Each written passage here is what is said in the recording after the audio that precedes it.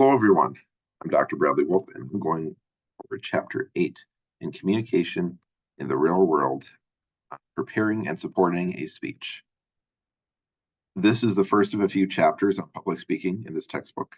So when we look at the introductory communication course, uh, especially, as this textbook provides it, as many classes do, it covers a lot of different types of communication. So we have interpersonal communication, we have small group, which is going to have a couple chapters later. And then we have public speaking as well. So a few chapters on public speaking here. I just talk about a variety of communication situations that you may be involved in. Now, when I teach public speaking, the content of this one chapter usually takes me several weeks. So I'm going to try and condense what I have to say into a very short period of time. But when we look at public speaking, this little introduction talks about how public speaking in the United States often goes back to ancient Greek. So it has Aristotle as, some of his theories on rhetoric and communication as things that we still use today. So certainly there's other oral and communication and presentation skills that are added to that, especially with the advent of technology and the internet. Things look a little bit differently today than they did in Aristotle's time, but some of those speaking tips can still hold true, even thousands of years apart. So first, it talks about selecting and narrowing a topic. So picking the topic you're going to speak on.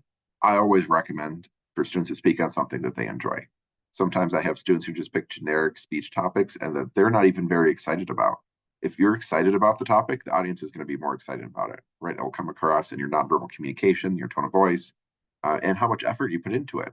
If you research something that you're really interested in, you're going to have a lot more information to work with, and you're going to put in more effort into the presentation. So first and foremost, pick something that you enjoy, that you're going to enjoy talking about, that you can have some fun with. And by fun, I mean, it can be some of these topics that people share about are very personal. Can be some trauma and a lot of things in our society that may need to change. That you might want to advocate for those changes. But again, so they're not always fun topics. Again, pick something that you're willing to put in the effort or that you're passionate about. Maybe I should use passion instead of fun. I like fun topics, right? I like fun topics too, but passion may be a better word to describe what I think you should pick. So one of the first things it shares here is about audience analysis, that you should be writing your speech with the audience in mind. So you may have a live audience that you're speaking to. You may know the audience, you may not know the audience. Sometimes I've given speeches to community groups who I know very little about the audience before going there, but I can learn about the community. I can talk to the people who invited me. Who do they think the audience who's going to show up to this event? Sometimes they don't even know who will show up, but they give me a general idea of the purpose of the event and who they're inviting and how they're trying to get the word out.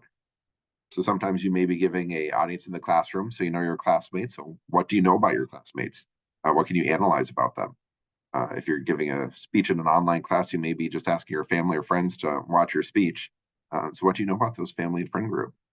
And then sometimes, especially with the internet, we post speeches online. Even TikTok videos could be considered a form of public speaking. You're one person. It's mass communication as well, but public speaking, you're giving a little speech to an online audience, maybe just a very elevator speech, 30 seconds, maybe up to a minute, sharing about a topic. How can you grab their attention and advocate for something you believe in a short amount of time? And what can you do to make it kind of go viral, right? We can't always make a video go viral, but how can we reach as broad of audience as possible? What sort of things will resonate with them? And who follows you on social media if you're going to share it on social media, right? Who is that audience? So there are a variety of different ways you can look at an audience. And certainly within any audience, if there's more than one person, there's diversity within that audience. So they may seem very similar. It's saying, "Oh, I'm giving a speech in my community college classroom."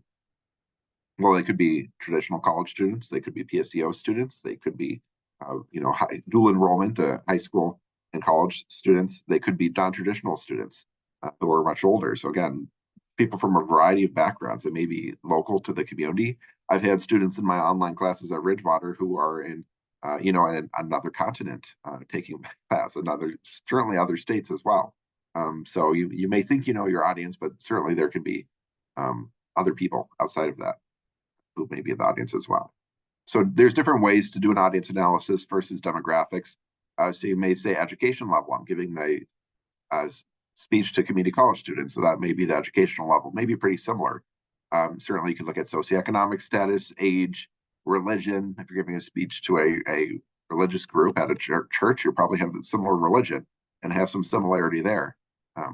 nationality, ethnicity, a lot of different things can be used to look at the demographics.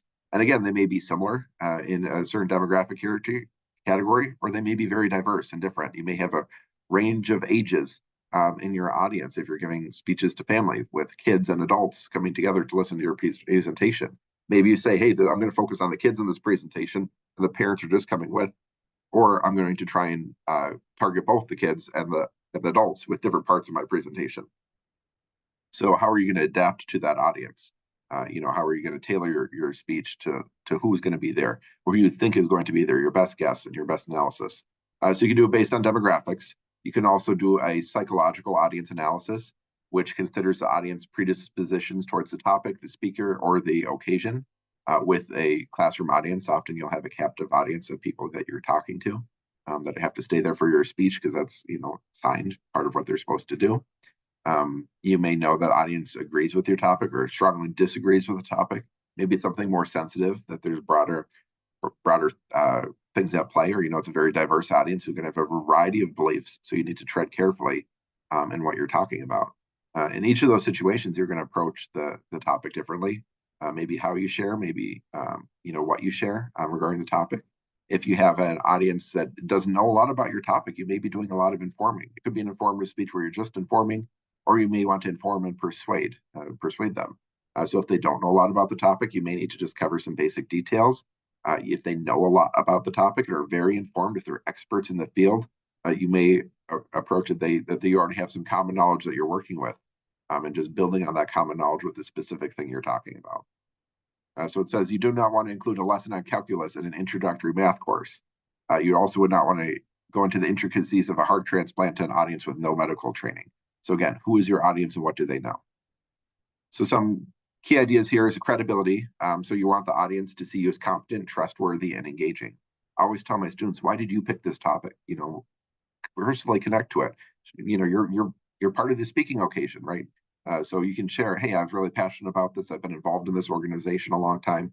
I've been involved with this cause. This is something that very much interests me. Or you can just build your credibility by saying, hey, I put in some research on this topic as a topic that was of interest to me.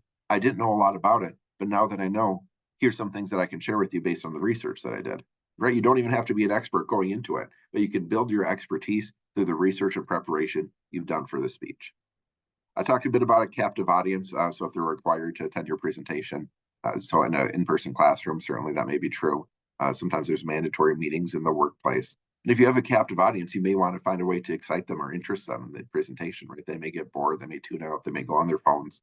So again, how do you engage a captive audience versus a voluntary audience who are people who have decided to come hear your speech? So what do they expect, right? They're going to be interested. They may be more intrigued. So again, you can approach it differently based on people who chose to listen to your topic. So maybe they chose to listen to you. Maybe you have a good reputation, or maybe you're able to share the information in an engaging way. What are they expecting out of you? What do they know about you or know about the topic if they're choosing to be there? So sometimes I've gone to conferences, and so I get to choose which breakout sessions I go to. And so that's more of a voluntary audience, which one appeals to me the most. And so it's, again, going to be a different audience based on the situation. So it talks a little bit about part of the psychological analysis is looking at the audience attitudes, beliefs, and values. So values is the core part of that. Actually, okay, so the textbook goes in and out to in. I was going to go into out, but I'll follow the textbook. So the outermost level are the attitudes, so or likes and or dislikes. They're easier to influence because they're often reactionary. So, if I like cake, I like sweets. I like all sorts of sweets. So if you give me a cake, I have a predisposition to like cake. But maybe you give me a carrot cake. I don't like carrot cake as much. It's one of my least. You should put vegetables in a cake. I've had like zucchini cake. Sometimes it's done well if I don't taste the zucchini much. But again, don't put zucchini in a cake. It's supposed to be a sweet, a dessert, and unhealthy. And you try and make it healthy with vegetables. So that's my attitude, right? That's my attitude. That's my belief about cake, that there should be vegetables in it. Certainly there are people who can make good. I have had good zucchini cake before. I've had good carrot cake before that I actually like too. But again, you're challenging my beliefs. My beliefs that vegetables shouldn't be in a cake, and yet you make a good cake with it, right? My attitude might change on that specific topic. Now, so again, fun topics. I always talk about fun topics, trying to convince me that carrot cake's good. You could put samples, right? You can bring samples for an in-person audience. But again, yeah, you're trying to change their attitudes, the outer level. So the beliefs is we're dealing with what we believe is or isn't. It's true or false. So we have some beliefs based on what we're taught, what we experience for ourselves, or just what we believe. If we encounter new information or experiences that counter previous ones, we may change our beliefs. We may view things differently, but certainly they're pretty stable. So attitudes can change more frequently. Beliefs are a little bit more core to who we are as people. But again, sometimes if we have information that disagrees with what we previously heard, we just ignore it because, hey, that counters my belief. It must be false. But sometimes we are able to challenge ourselves. So you may want to help the audience open their mind to challenge their beliefs if you're trying to persuade them in more of a persuasive speech. But even in an informative speech, you may be, aligning with their beliefs or going against their beliefs or just trying to form a new belief for them, giving them new information to work with. And then the values, the very core, is what we view as right or wrong, good or bad. Our values change over time if there's a life-changing event, such as a birth, a death, or a trauma. So certainly our values can change, but they're very consistent on a long period of time. You're probably not going to change someone's values in a speech, but knowing their values, you can help resonate with their values, even if they have beliefs which, or disagree with your point or attitudes that disagree with your point. Learn their values. Like this is why I always say is listening is super important, especially when you're in disagreement with someone. If you listen to them and help them understand what values are informing that belief, then you can work with those values to try and get them to change or view things differently.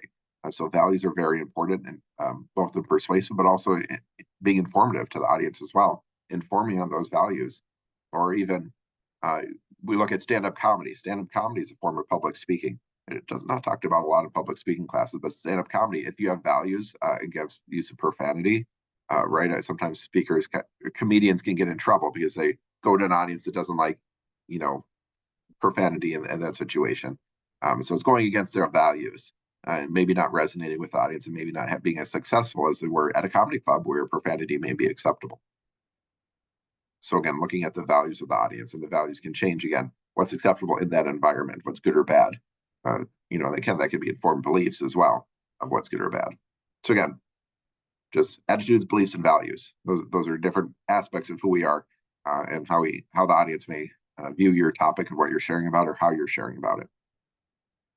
Then when we're looking at topic selection here, so we covered a little bit about audience analysis. So the next part here is that we have three general categories for speeches. So informative speeches, meaning we're trying to teach our audience something or using objective evidence, where we can persuade the audience, so influencing their beliefs, attitudes, values, or behaviors, or we can be to speak to entertain, kind of a special occasion speech. So like stand-up comedy is a part of entertaining speech, a award ceremonies, a graduation, you may be there to entertain or amuse the audience. So again, those are some situations in which that last one, you may not be informing them on anything or persuading them, but you may just be there to mark an occasion. So the general purpose of the speech, when we look at general purpose, it's either to inform, to persuade, or to entertain. I mean, entertain, you could slightly adjust and not use the word entertain. Inform and persuade are pretty commonly used in public speaking, but entertain, at a funeral's a special occasion speech, so to memorialize, that'd be more towards that entertainment category. But again, it's a funeral, you're maybe just trying to mourn your loved one, which is not really entertainment. So I don't like the word that this textbook uses, but that is the category that'd be under. Those special occasions is that last one, where you're not necessarily informing or persuading the audience. So, but your general purpose, though, is very basic. It's not anything to do with your topic. It's I'm going to inform the audience, I'm going to persuade the audience. Right? For classroom speeches, those are the main ones that we do. Then once you have a general purpose, you're going to get more specific. So with your topic. So then you're going to choose a topic. So I'm going to inform the audience. Sometimes it's assigned to you whether you're supposed to do an informative speech or a persuasive speech. I know that I often, in my introduction to communication class, which is what I'm recording this lecture for, I do a persuasive speech, an advocacy speech where you're advocating for a topic. So your general purpose is going to be to persuade. So that's a hint there. It should be to persuade about something. But choosing the topic, then what are you going to persuade about? So I often give students flexibility. Again, recommend that you do something that you enjoy, can have some fun with, or are passionate about at the very least, that you want to persuade the audience on. Certainly there's some flexibility there. I also will narrow down that topic to, again, sometimes it's just so broad, you don't even know. Like it talks about brainstorming, generating ideas. you may have no clue where to start. So often I'll give some sort of prompt to guide the direction, but still leave a lot of flexibility within that prompt. So brainstorming involves generating many potential topic ideas in a fast-paced and non-judgmental manner. So you're not supposed to say yes or no or evaluate the ideas. You're just supposed to throw them out there. There are some lists online of common speech topics that sometimes students will go and just pick one on the list. Usually, again, if they're not as passionate about it, they're not going to put in the effort. It's not going to be as enjoyable. So again, pick something fun, pick something quirky if you want, or just something that you can be passionate about. So it says here, even it says, while it's good to start with personal interest, some speakers may be stuck here if they don't feel like they can make their interest relevant to the audience. I say if you're happy about it, if you're enjoying it, you can make it enjoyable to the audience. But you may need some help figuring out how to connect to the audience. So I always tell students, if you have a topic that you really want to do, talk to me and I'll help you work with it. Right? I'll help you figure out how it fits for this speech. So certainly you can do a lot of topics. So here's some brainstorming. So this person, they like sports broadcasting, they like music on vinyl records, they like dogs, veganism, Occupy Wall Street, a hipster culture. Okay. So those are the things this person likes. And they say, hey, I think I'll pick dogs. So I could talk about dog breeds. I could talk about owning dogs. So again, just breaking down a chart to narrow down the topic. Because again, you're saying, I want to talk about dogs. I'm going to give my speech on dog. I'm going to inform the audience on dogs. What about dogs are you going to inform the audience? That is super broad. You need to be specific. I'm going to inform the audience on dog shelters and pipeline from the southern United States to the northern United States. That's very specific. Oftentimes, dogs will be brought up north to be adopted. I'm going to inform on terriers, inform on different terrier breeds and why they're a great dog. So again, being very specific with your speech. So you can brainstorm in broad categories, but then narrow it down, be specific. You have a limited time to share information. You certainly can't share everything there is about dogs in that short amount of time, but you can inform the audience on a very specific thing within that category within that time. So it says here are some tips. So brainstorm topics you're familiar with that interest you or currently topics of discussion. Choose an appropriate topic for the assignment occasion. So whether it's informative, persuasive, you can narrow it down a bit. Choose a topic that you can make relevant to your audience. I think you can make any topic relevant to your audience if you try hard enough. And then choose a topic that you have the resources to research. So sometimes that's the hard thing. You have something you're really passionate about, but you don't even know where to go for sources. And that can make it, for credible sources especially, and that can make it be a little bit more difficult. So once you've narrowed down the topic, you go from that general purpose to inform or to persuade to a specific purpose. So a specific purpose is a one-sentence statement that includes the objective you want to accomplish in your speech. So you don't need to speak it out loud during your speech. You certainly can, but you use it to guide your research, organizing, and writing. So the specific purpose statement is audience-centered, agrees with the general purpose, and addresses one main idea, and it's realistic. It's realistic for the amount of time or the occasion or whatever it may be. So here's the specific purpose statement for an informative speech. So they give an example. By the end of my speech, the audience will be better informed about the effects of the green movement has had on schools. So again, very specific, talking about the green movement and the effects it had on schools. So specific within that context. So it matches, so the audience is going to get better informed, and again, being very detailed about what it's about. So the thesis statement, similar to that general purpose statement, is a one-sentence summary of the central ideas of your speech that you either explain or defend. Explain for an informative speech, defend for a persuasive speech. So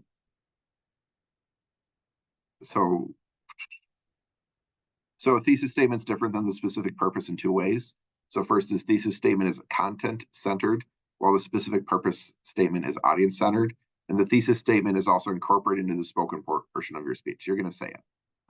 Again, I'm very flexible. I teach public speaking in community college. If you want to say your specific purpose statement, that's fine too. But thesis and purpose statements, they're pretty similar. But again, just slightly different in how you phrase it and whether or not you would say it. But certainly there's some gray area between them. They're going to be similar. All right. But but again, those differences, thesis statement is content centered, and you're going to say it, right? You're going to have a thesis in your speech in the introduction. So an example here, the topic, Mike Crazy's adventure, purpose is to entertain. Specific purpose, my audience will appreciate the lasting memories resulting from an 18-year-old visiting New Orleans for the first time. And thesis statement, New Orleans offers young tourists many opportunities for fun and excitement. So you can read through these different examples of how it goes from a topic, general purpose, and to a specific purpose to a thesis statement. So you can see they're slightly different, but again, it's working the speech as you're working through it, as you're figuring out what's going to work for your audience, what content you have, you're going to narrow this down. And certainly you may start with your brainstorming, you may have your topic, your specific purpose, thesis statement, all that figured out. Then you do your research and then you're like, oh, now I want to change things. Or I found this other slightly related topic that I want to address some more. So you can always go back and edit these as you're working through the speech. And as you're doing research, that's a pretty normal thing to happen. They'll be continue updating and adapting it, right? It's not just a, one time done and then you move on. You can certainly go back and edit it. So after you get a topic, you're going to research and support your speech. So oftentimes with college students, use the college library. Colleges have librarians that are glad to help you do research. They have an online research database. You can go in person and read books, right? Certainly they have books in the library. They have oftentimes journals that you can go in, different newspapers. Certainly there's a lot of material.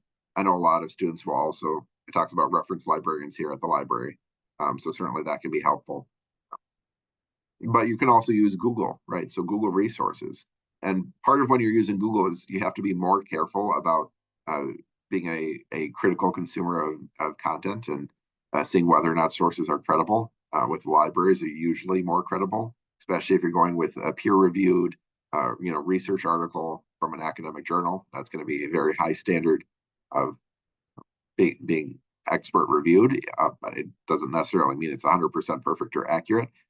But sometimes you may be looking at websites. So usually .gov or .org are usually more seen as more credible, whereas .coms, you may have to be more thoughtful about determining whether or not it's a relevant source. And for your topic, you may have a .com that is a great source. You may have something very specific. It may be a blog, someone's blog, but it's written by an expert on the topic. So you can cite that source. But when you're citing the source, especially verbally, you may need to defend why it's credible or build its credibility. Building the credibility of your sources in the speech builds your own credibility too as a speaker, because it shows that you're using credible sources. So if you say, hey, I reached the, I read this article from a blog by Dr. Bradley Wolfe. He is a communication instructor that's been teaching for over a decade, right? Whatever it may be, you can share that expertise to boost them. Because if you just say, hey, I read this blog by someone named Bradley, that tells me nothing, right? I don't know if that's an expert or just some random person on the internet writing a blog. But again, if you're more specific and when you're verbally citing your source in your speech, it can help boost your credibility. So here it talks a little bit about library databases. Again, I briefly mentioned that already. You can do Google Scholar to specifically look for more scholarly materials. TED Talks tend to be very valuable. I know that PTK Honor Society, which I advise, said with their research projects, they're now allowing TED Talks as it can be a credible resource. Certainly nonprofit organizations, government institutions, usually seen as more credible. But again, there can be misinformation by the government. There can be misinformation by news sources. So there are different types of sources here. So periodicals include magazines and journals that are published periodically. So oftentimes you'll be able to see these. So these could be academic journals. They could be just general magazines. A lot of times these have moved online with the advent of the internet. So you're able to read through it. Certainly if there's a peer review process, it's viewed as more credible just because they've had multiple people look at it, help with editing and making sure it's good. But then again, what keywords are you using to search too? So when you're looking even in like a library database at your college, looking at the keywords that you're using in order to find it, you may just need to adjust the words slightly to get into different results. So again, feel free to experiment with the words you're using, or sometimes if you read an article, it may give you resources, especially those academic articles. They're going to have a list of resources at the end that they cited, but also may say, how does this one talk about it? How does this article talk about it? They may use different language than you did in the search process. And if you adapt their language, you may be able to find more resources that fit with what you're looking for. Newspapers and books can also be excellent sources of information. Certainly books are a lot longer to read, but sometimes if you have a book that you read that you really like, that you can incorporate it into your speeches or into the presentations you have. Certainly I've done that before. I've based some workshops around books that I've read, and I use that as kind of a basis. Newspapers can also be usually credible. Both big newspapers like the New York Times or the Star Tribune and smaller local newspapers can be relevant and credible, especially for local events. But again, you may want to have multiple sources on the same topic instead of just trusting the first thing that you find, because certainly they can be incorrect. So you want to make sure you have good information. There's also it talks about reference tools. So in history, a lot they like using primary sources. So they're written by people with firsthand experience or people who conduct original research. You also can interview someone, someone from, if you're doing a cultural speech, someone from that culture. You may have someone in your family who can share personal information and who you can defend as a credible expert, a primary source, sharing how they approach a cultural practice. That'd be very interesting and appropriate. So primary sources can be very helpful. There's also secondary sources. If we things look like the World Book, Encarta, Encyclopedia Britannica, there's secondary sources that places that aggregate, compile, or condense things in summary. So they can be very helpful. Sometimes I'll just look up the Encyclopedia Britannica. It's very similar to Wikipedia. There's actually done some research that Wikipedia and the Encyclopedia Britannica are just as credible, according to some research that they've done. But Wikipedia doesn't have the same reputation. So again, think of your audience in mind. Just because it may be accurate, is this going to sound like a credible source? The best Wikipedia articles have citations and research. I recommend you go to those citations. You can use Wikipedia in your search process, but often you don't want to use the sources as referencing. I also talked about interviews here as well. Certainly you can interview people as a resource. You may interview employers if you're talking about a specific topic, community leaders, relatives, if it's appropriate for your topic. I recommend using open-ended questions, so not just yes or no questions, but gathering as much information as possible. And if you can use quotes or paraphrase from your interview to add some personal experience to the topic, that can be very helpful as well. And then websites. So again, you can use websites to evaluate information. Again, if you're just going Google, finding some websites, you may need to evaluate the credibility of the resources. Sometimes, especially students who are newer to doing research, will just try and find, hey, I need someone that says that, a specific fact. I can't think of. You have a specific fact that you want in mind, that whales are blue. I don't know. Are whales blue? Some are gray. But say I want a source that says whales are blue. So I look for a source that says whales are blue, and I find it and then I cite it because that's a fact that I want to share. But maybe not all whales are blue. So I may not even be looking for accurate information. If I'm looking for sources with a specific idea in mind that's too specific, you probably can find something that says that online. That doesn't make it true. That doesn't make it a credible source.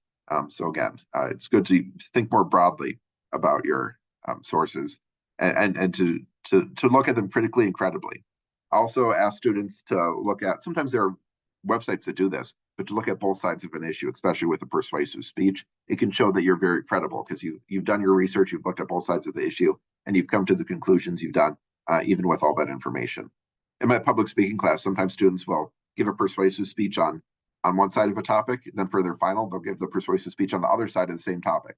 And those make really interesting speeches and great exercises. If you can give a speech on something you disagree with, it helps you really get into the mindset of why people believe that way and what sort of resources or ideas or perspectives would make that perspective credible. It can help you understand the other side of the issue. So types of supporting material. You've done some research. There are a lot of different types of supporting material. First is an example. So an example is a cited case that is representative of a larger whole. They can be especially beneficial when presenting information that may be unfamiliar to the audience. I think they can help bring topics to life. So instead of just using a fact, you have an example to share what it's like.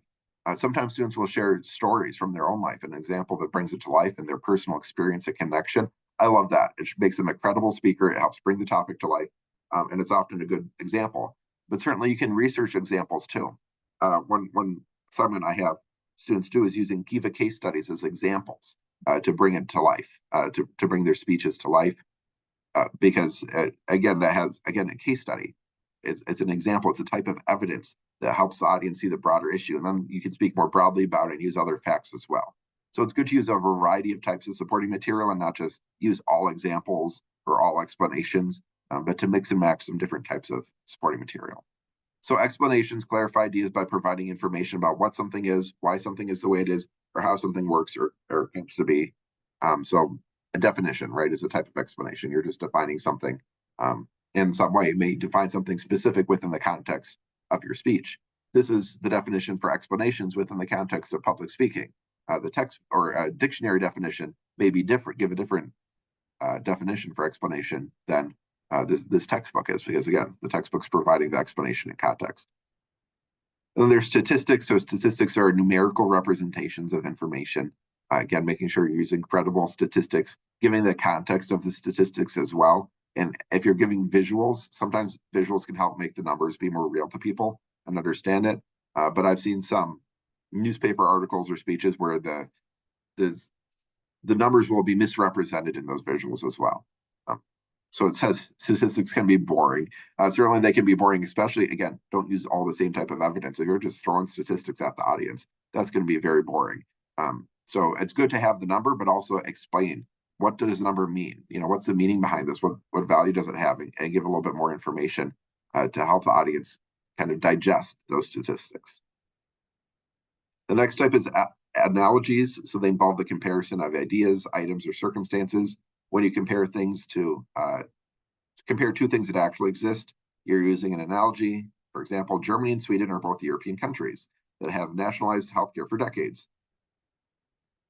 So that's an example. Again, you can read more if you want to know more about what an analogy is. We're just jumping through these types of supporting evidence. Testimonies would be quotes. So again, if you interview someone, use a quote, you may have a testimony. A lot of advertising uses testimonies to say, the reviews that they have, what do people say? Movies, they may have quotes from, people who are doing the film reviews, whatever it may be. And so in lawyers, if you watch Dateline, you may have testimony from experts, eyewitnesses, family, or friends. So what kind of information is useful there is often used in courtrooms. Congressional hearings are also similar, that people come to give their testimony. You may go to the legislator and provide testimony on yourself on a topic if you're really passionate about a cause. So it can be a very powerful type of evidence to introduce to a situation. So it's kind of similar to example, but just another level of it. There's visual aids. I often recommend students use visual aids, even if it's a prop of some sort. You should stay hydrated. So here's my water bottle to remind people to hydrate. Good excuse to give myself a drink of water. So visual aids help amplify a speaker's message, but they can also distract, especially if you're using a PowerPoint with a bunch of words on it. The audience may start reading your words instead of listening to your speech. So if you use words, use them very simply. But visual aids, use props, use photos, graphs. Those all can be types of evidence to help support your presentation.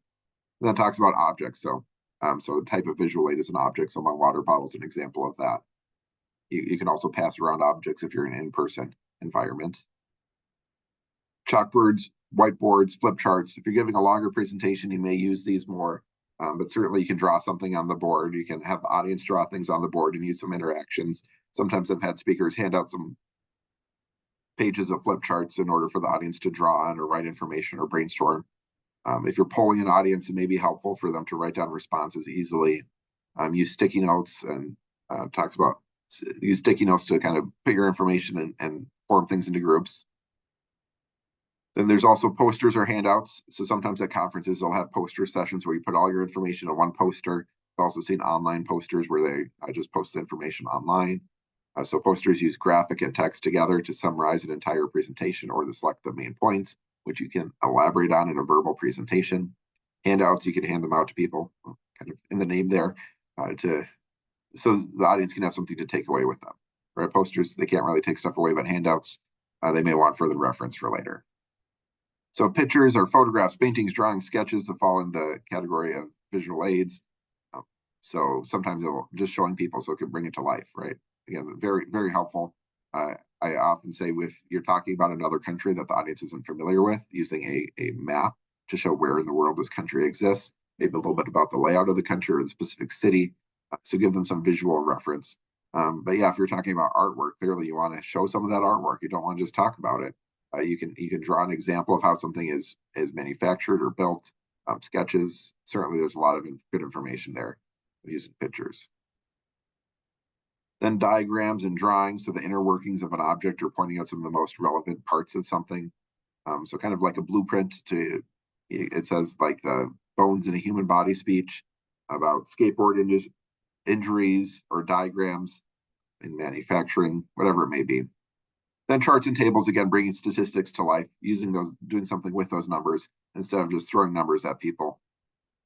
Again, this pie chart here can be very helpful with the different colors. You want to make sure, again, the colors are accessible to the audience, that they're able to read well in the presentation and in the room.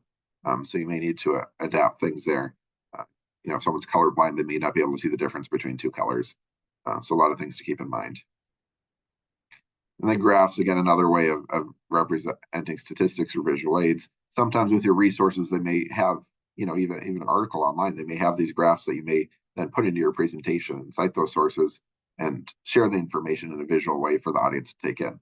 You also want to make sure when you're showing visual aids that you have the audience or that you kind of refer to the visual aid in your speech. I've had students who will like put a visual aid on the screen and then never refer to it in the presentation and are like, what is that? You need to integrate in your presentation and show where are you going to reference it, what are you going to reference on the slide or on the visual aid.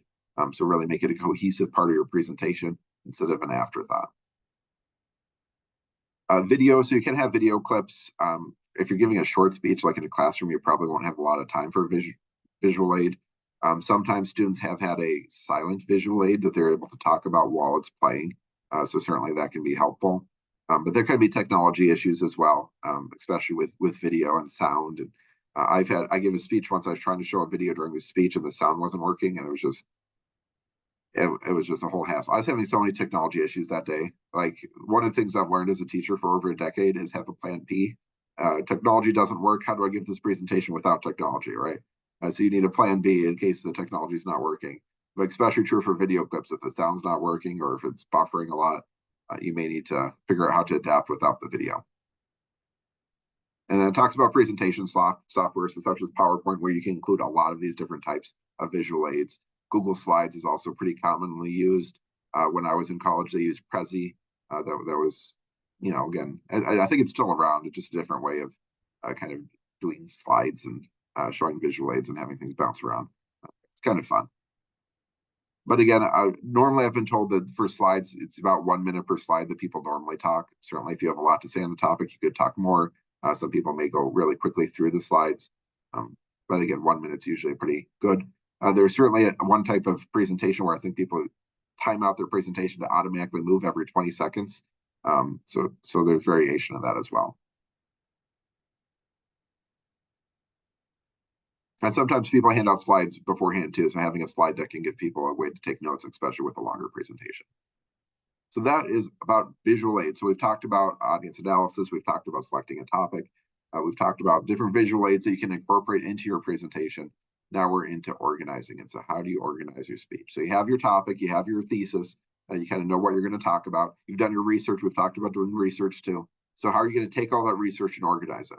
So one of the key things to know when you're doing research, if you do good research, you're not going to include everything in the research in the final speech. You're going to say, okay, I don't have room for that, or hey, maybe that wasn't the most credible source. I found this one that's more credible, that speaks on the same topic. So you're going to narrow down your information, but you're going to figure out how to organize it. So the first part of organizing the speech is, well, of course, you have your thesis statement that you have a broad category, but then you have your main points. So often I have my students do 4 to 6 minute speeches, and I say 2 to 4 main points. 3 is a good number. But again, what are the main points that you want to share? So each main point is going to have a central idea, meet some part of the specific purpose, and include supporting material from your research that relates to your thesis. It recommends that you use parallel wording for these main points. So, oh no, what did I do? I thought I must have hit a key on my keyboard to go ahead, but use parallel wording for your main points in order to, and that's using like the same parts of speech, phrasing them very similar ways, so the audience can know, what's each of the main points and how are they differentiated from each other. I have to get back to mine. There we go. I'm a little trouble. Quickly scroll down. So organizing your main points, there are different organization patterns. You'll use different organization patterns based on if you're giving a informative speech, a persuasive speech, or that entertainment category of speech. So here are a few different patterns. So this first one, topical pattern, is often for informative speech, where you're breaking a large idea down into smaller categories. So it talks about how if you're talking about the Woodstock Music and Art Fair, You could break it down into the musicians, who perform, musicians declined to perform in the audience. You could break it down into specific performances like Santana, the Grateful Dead, Creedence, Creedence Clearwater Revival, or you could pick topics like genres of music, so folk, funk, and rock. So again, topical pattern, you have a lot of freedom and what those topics are. You may also want to think about the primacy effect and the recency effect. So primacy effect is that you present your best information first in order to make a positive first impression and engage your audience early on. And the recency effect means you're going to put that the audience is going to remember best information they heard most recently. So you put it at the end, your best information at the end. So both those things can be true. Sometimes it's good, like in the conclusion, to make sure you end with your main point you want them to take away. So that's part of that recency effect. The primacy effect, having a strong attention getter and clear thesis. So making sure you have a solid introduction and conclusion, but it also can be how you format the body. So again, first pattern, topical pattern, and primacy effect or recency effect can be taken into account for any of these examples. Next is a chronological pattern. So it helps you sequence your speech based on time or sequence. So if you do it based on time, you can do the development of a product, an event, idea. So again, it's giving Woodstock as the example. First is preparing for the event. What happened for the event is next, in the aftermath of the event. So again, just in chronological order of when it's going along. Or the product development. If you're giving something from history, you may just go, how did World War II happen? You probably go in the order of events and use a chronological pattern. It would make sense for that topic. A spatial pattern arranges main points based on their layout or proximity to each other. So again, it's giving Woodstock as the layout of the venue, the camping area, the stage, the music and crew area. So again, how are things physically related to each other? So these are informative speaking patterns. I see a lot of students choose that topical pattern for an informative speech. It's pretty common. And the chronological is the next common one. Depending on the topic, some of them may make a lot of sense for that chronological pattern. They fit nicely in there. Spatial pattern, I don't see very often, but certainly it can be done. These next ones are more for persuasive speaking. So for persuasive speech is the one I always recommend my students use as problem solution or even problem cause solution. So problem solution, first main point is your problem. Second main point is your solution, right? Here's the problem, here's my solution. Problem, cause, solution, you have your problem.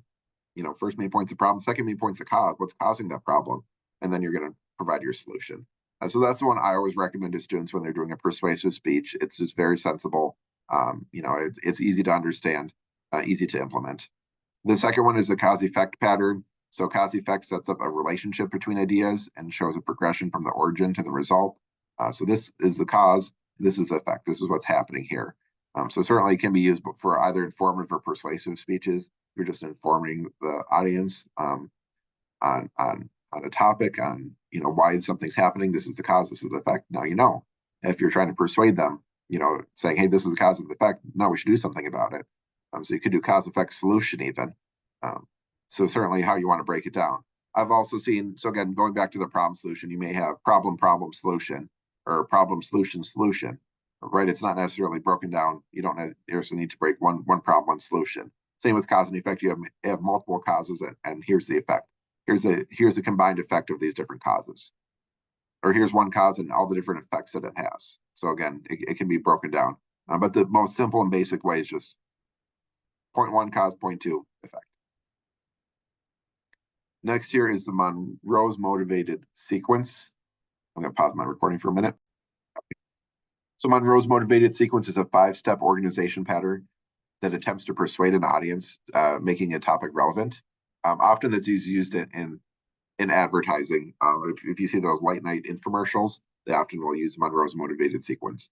So first part is the attention step. You introduce your speech. And so any speech, you should be doing an attention getter, right? You're trying to gain their attention somehow. But you start with the attention step in the introduction. The second part is the need step, where you're creating a need for the audience. You're establishing what need do they have. They may have a need, or you may be creating a need for them. You're going to cite credible research to point out the seriousness or prevalence of the issue, and really using supporting material that is relevant and close to the audience. Next, you're going to satisfy that need. So you're going to do satisfaction. How are you satisfying the need? So kind of like a problem solution here. So need satisfaction is how Monroe's motivated sequence calls it. And then visualization. So this is where it's different than Monroe's motivated sequence. So you have the problem, you have the solution. Visualization is going to show the positive or negative motivation as a way to support the relationship between the needs and the satisfaction. So, hey, look how much better your life is going to be now that you have this hamburger flipper, right? You need to flip your hamburgers and you don't know how to. So, my satisfaction is a hamburger flipper.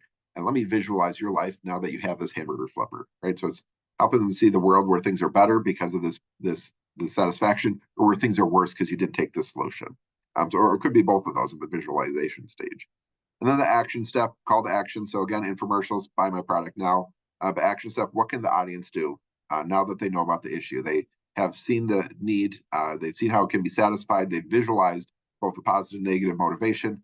So what action are they going to take? You really want to push that action. And I think with any speech, especially persuasive speech, it ends with a call to action and the conclusion in some way. So that's very briefly Monroe's motivated sequence. I've taught in class sometimes. I don't love going with it, but certainly it's an option that it's commonly used in our society, especially with those infomercials, as I said.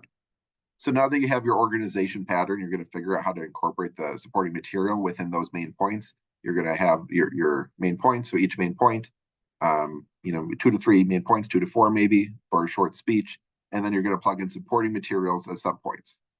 So you're going to verbally cite your sources.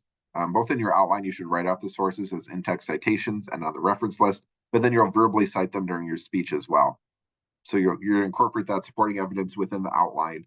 So again, main points, then subpoints kind of indented over to share information. So here's all the research that I found. Maybe not all of it, but the key points of research that fit with my main points in the speech. So here's some credible information. I'm going to cite it so it's credible, and also share the information as it's helpful. And you're going to organize it so things fit together.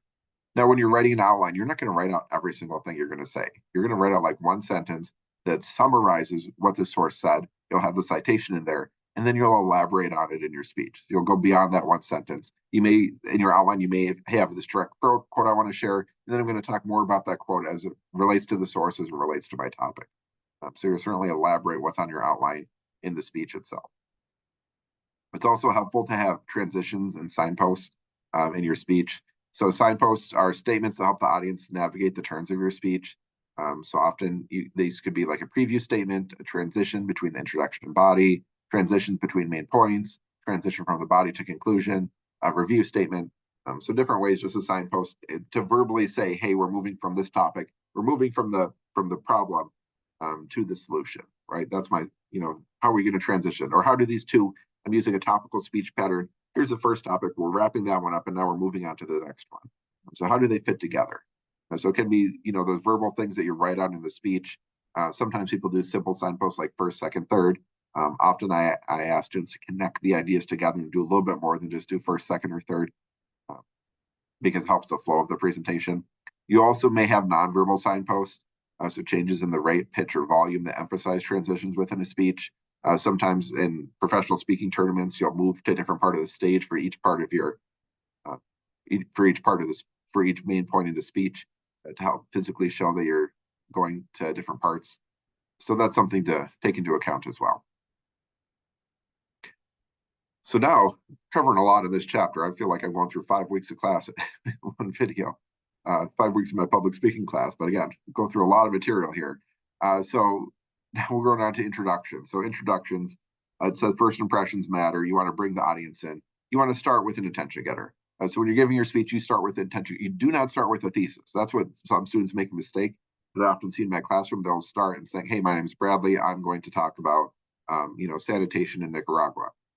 Again, how do you gain the attention of the audience? Attention getter grows first. Gain their attention first. So, how would your life be if you didn't have access to clean running water in your home? Hi, my name is Bradley, and I'm going to talk to you about sanitation in Nicaragua, right? You do that attention getter first, then you introduce yourself and introduce your topic. So an audience could be a visualization, like I just gave a question to help them visualize. You can have some sort of interaction in the beginning to, hey, raise your hand if you relate to this. You could tell a short story to draw them in, whatever it may be. It says using some humor. So it talks about The Office. I show this episode in my class sometimes. You're not supposed to show stuff on streaming without permission, but I don't do it anymore, but I have in the past, let's say it that way. So there's Dwight's speech where Dwight is, Michael Scott's trying to teach him to use some humor and jokes to draw the audience in and use some humor. Um, and again, humor may be appropriate for a situation. It may not be. So trying to figure out what's right and what's right for your topic, right? Your topic, humor may not be the right attention getter. Another type of attention getter is citing a fact or a statistic to draw the audience in. So in 1994, 16 states reported that 15 to 19% of their population was considered obese.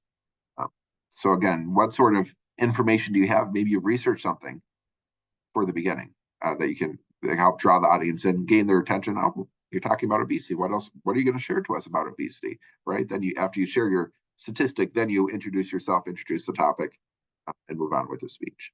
So again, you can use humor, you can use a story, you can use a quotation.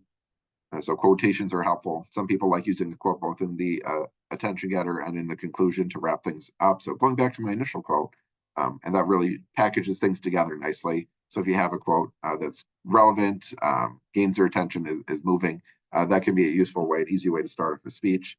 As I said, asking a question. So I gave an example of a visualization. You can also ask a question to help them raise their hand. You could have a rhetorical question to elicit a mental response from the audience that they may not necessarily respond to, but just getting them to think.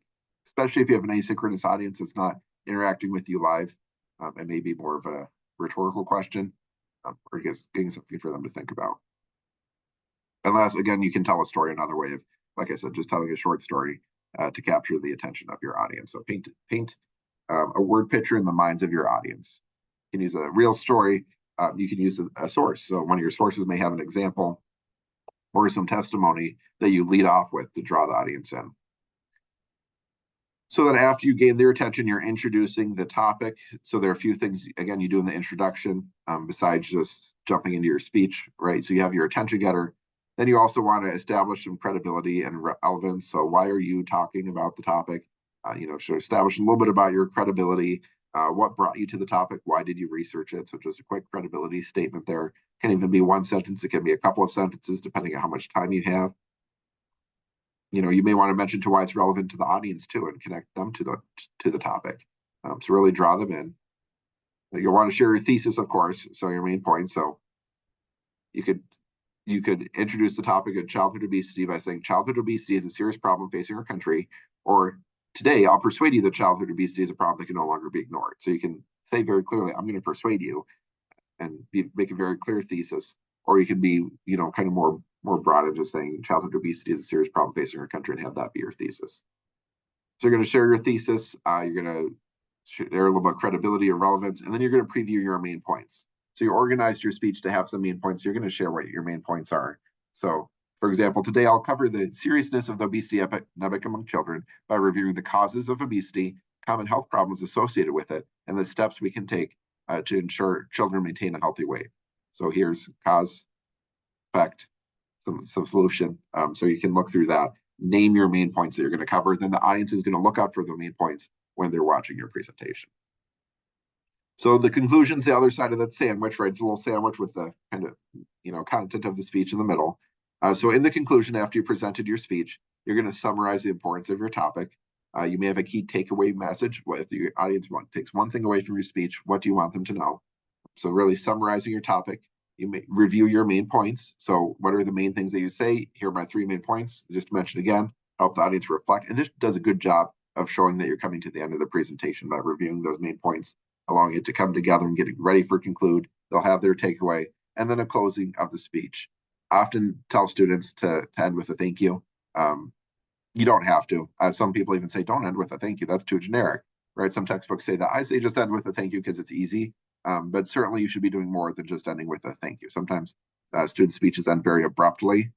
So again, summarizing the main points, giving a takeaway, and then closing the speech. So sometimes I recommend bringing it back to that introduction or that attention getter even. It helps sandwich everything very nicely together. So you introduced your speech, you closed it, and so a little bit about outlining. Like I said, I'm going through like 5 weeks of my public speaking class right here. So different types of outlines that we're covering here. So outline, normally I would make a whole entire, hour-long video on just how to do an outline. We'll go through this. So different types of outlines that you can use when you're writing it down. So as we said, we go through the main point. your introduction. You're writing out key ideas for your introduction. You have your main points and subpoints. We've talked about that already in this chapter when you're outlining, but there's different types of outlines that you may use. So a formal outline is a full sentence outline that helps you prepare for the speech. So it includes the introduction and conclusion, the main content of the body, key supporting material, citation information written into the sentences in the outline, and a reference page for your speech. So often when your instructor asks you for an outline, they want a formal outline as the assignment. You're not going to write a manuscript, right? You're not going to write out everything. I don't want students to write out their entire speech. I ask them not to do that. The formal outline should maybe have one sentence per key point, one sentence per subpoint for the main point and the subpoint, right? Be very brief, concise, to the point, but still have everything in there. You're going to elaborate on the formal outline in the speech itself. So just speak more on the topic. So there are some principles of outlining that this shares here.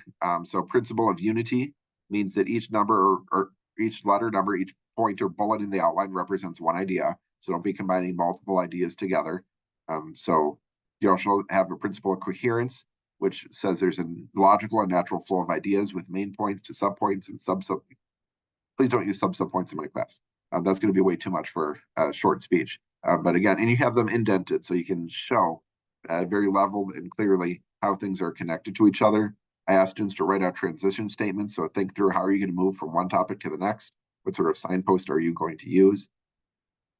As a principle of coherence can be met by dividing a main point or subpoint, include at least two subdivisions. So if you have an A, there must be a B. If you have a 1, you must have a 2. So don't just have one subpoint to a main point, right? Have a couple of them to make sure that there's enough there, it's worthwhile even having a subpoint.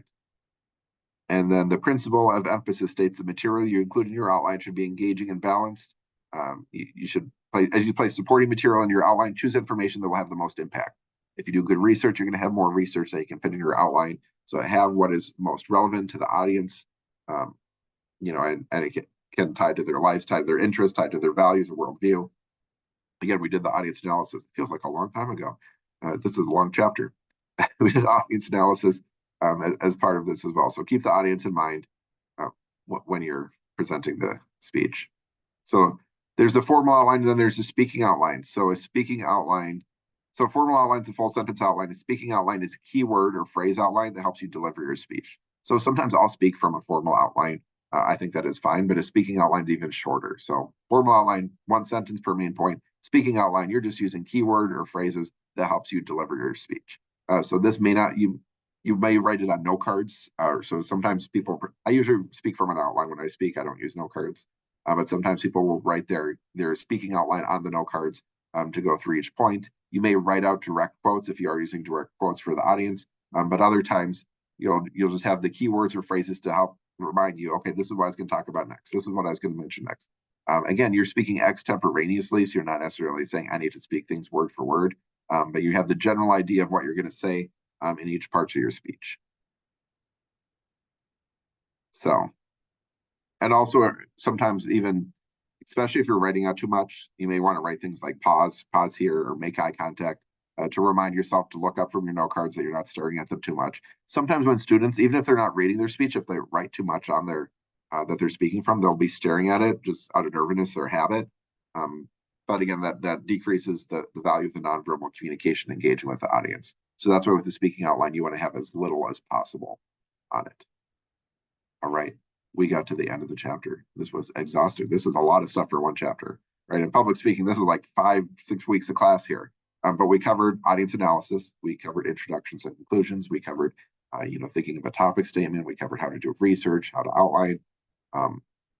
This is a lot to cover in one chapter. Thank you for watching this video and persevering here.